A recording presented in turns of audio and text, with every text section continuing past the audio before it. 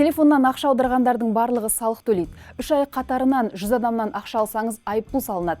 Желіде осындай мазмұндағы хабарламалар тарап жүр. Бұл әңгімелердің бәрі қайдан шықты? Ақиқаты қандай? Бүгінгі видеода түсіндірейік.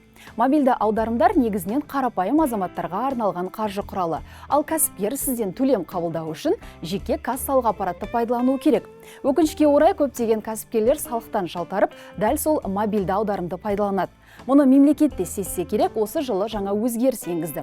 Енді 3 ай қатарынан 100 адамнан қаражат түссе, яғни әр ай сайын 100 адамнан ақша түссе, ол адамның деректері мемлекеттік кірістер комитетіне жіберіледі. Бұл сіздің кәсіпкер болуыңыз мүмкін деген болжам. Сіздің бизнесіңізді, жеке кәсібіңіздің бар жоқ екенін, жеке кәсіпкер ретінде тіркелмегеніңізді және салық төлегеніңізді тексереді. Егер салықтан жалтарған кәсіпкер болсаңыз, қайталап айтайық, кәсіпкер болсаңыз, сізге ескерту беріледі. Ал екінші рет қайталанса, 40 айлық есептік көрсеткіш немесе 157.280 теңге төлеуіңіз керек. Сол себепті кәсібі жоқ адамдар салық төлеймін деп алаңдамасаңыз да болады.